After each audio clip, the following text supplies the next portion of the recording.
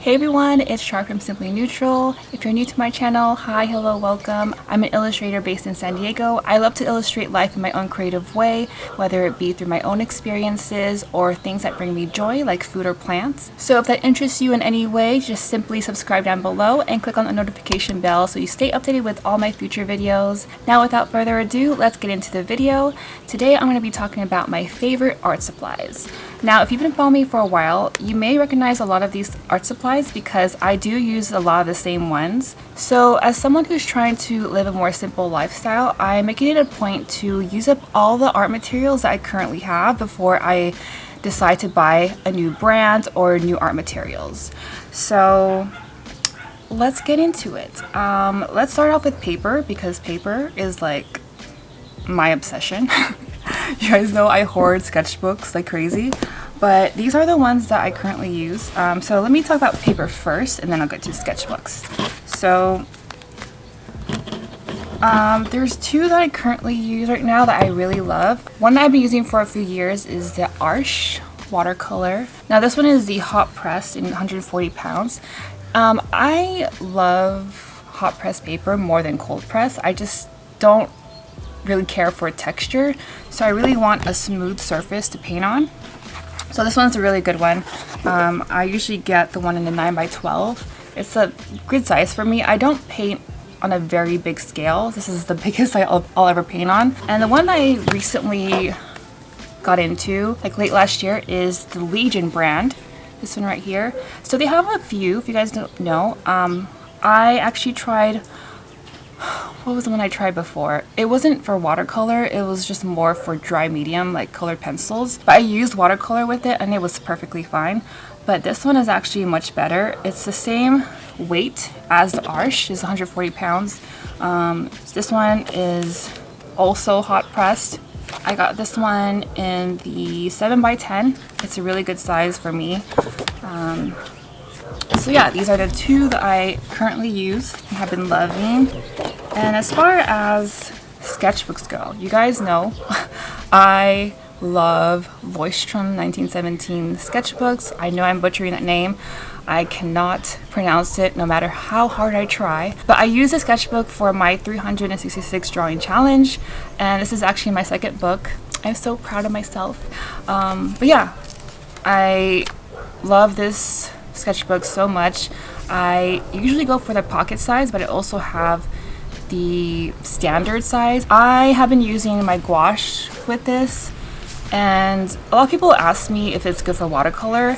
It depends on how you use watercolor on it, because if you add too much water, it will buckle.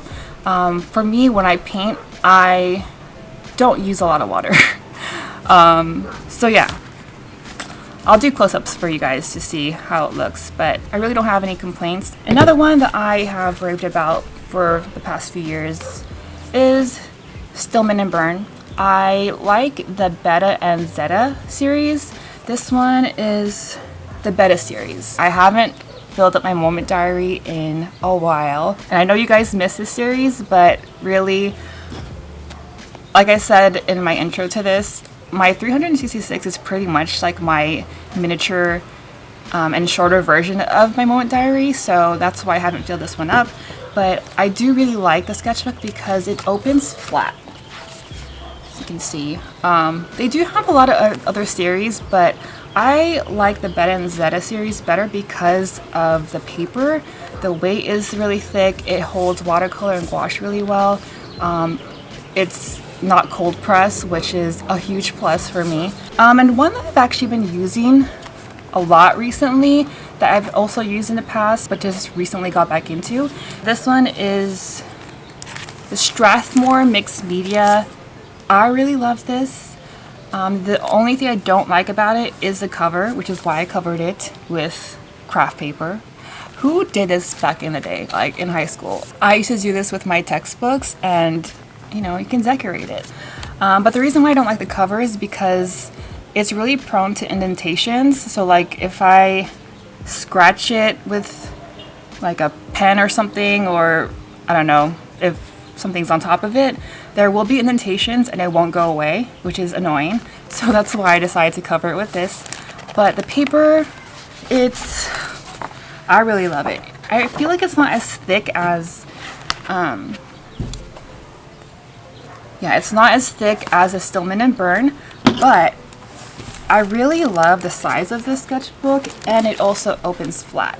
So I've been painting a lot in this, and see, I used gouache and watercolor with it. If I were to rank my sketchbooks for 2020, I would say right now this would be number 1, number 2, and then 3.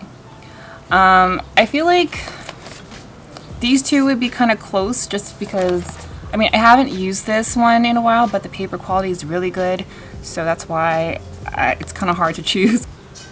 These 3 are the best, in my opinion. Alright, now going into paints. I just recently got back into watercolor. I went through maybe a whole year of not using it because I wanted to practice with gouache, but this is my watercolor set that I've had for literally 5 years, and I haven't hit pan. So the one that I use is the SCHMINKCE watercolor set, and it's a 24 half pan. So I bought it 5 years ago. This isn't the original palette. The palette that I had was much longer, and I didn't like it, so I decided to buy a smaller palette box on Amazon. And I love this much better because I can literally put it in my pocket, throw it in my purse, and just go out and about and paint. A lot of people ask me about this. I'll leave a link down below for you guys. So what I did was, originally this was only for a 12 half pan. They had a metal part that you can easily take off. So what I did was I took some adhesive, like double-sided adhesive tape, and I was able to put it like this, and it doesn't fall out or anything, so I love it. Of course, I gotta put stickers on it. Okay, so gouache. I have 2 different kinds. The one that I have been using consistently is the Winsor & Newton Designer's Gouache. It's the first one I ever bought. I really like it. I can't really compare just because this is my first set of gouache I've ever used. Eventually, when I do finish all of these, I will try different brands. So if you have any brands that you think are really good, comment down below. I'll keep note of it. So yeah, I have been using this for maybe a couple years. So a few years ago, I made a DIY gouache palette. I don't have it anymore because when I moved last year, I misplaced it, so I don't have it with me. But what I've been using, which I think is much better, is this MIJELLO watercolor palette. So I bought this from Hobby Lobby. It's pretty big compared to the one that I made years ago. If you're interested in that, I'll leave it in the cards for you. But this is the one I use. It's kind of messy because my nephew used it too. He started painting one time. But yeah, I really like it. It's airtight. It doesn't keep the gouache moist for too long. Maybe I would say a few days depending. But I definitely think it depends on the weather, like the humidity. Definitely during winter time, the paints do crack, which honestly isn't a problem for me. I just, you know, take the tube, squirt it in there, and I'm good. And these are really easy to clean, and this part can come off as well. You need to clean it out. So the other type of gouache that I use is the HOLBEIN ACRYLA gouache, this one right here. Now this one is different than regular gouache, the Winsor & Newton. The difference between these two is that with the Winsor & Newton Designer's Gouache, you can reactivate it like watercolor, but with this one, you can't. This one is more like acrylic paint. So once you put it on a palette, it's gonna dry up really fast and you can't reactivate the color. Yeah, that's why it took me a while to get used to this, but I think you just have to work really fast with it. I'm really loving this. I love that it dries matte, and it's a little bit thicker than the Winsor & Newton. Alright, now to pens and pencils. So for the pencil that I use, I've been using this for years. I use the Pentel Graph Cure 500. It's a mechanical pencil. It's with 0.3 lead. I love this. I sketch with it all the time. I don't use regular pencil. And I also use this quick eraser. I'm almost out. Actually, not really. I'm halfway through. With pens. So for writing, like usually for when I write in my 366 sketchbook, like when I write my captions and stuff, I use the MUJI 0.38 pen. I literally bought a pack of 10 on Amazon, and it's seriously my favorite pen to write with. Now for the pens that I use to outline all of my illustrations, I use the Micron pens. The three that I usually gravitate towards is the 005, the 01, and the 05. So I mainly use the 005 a lot. So I go through this like crazy. I do put a lot of pressure when I draw and write. So as you can see with like, I don't know if you can see it, but look how thin the nib is. So it's almost down there.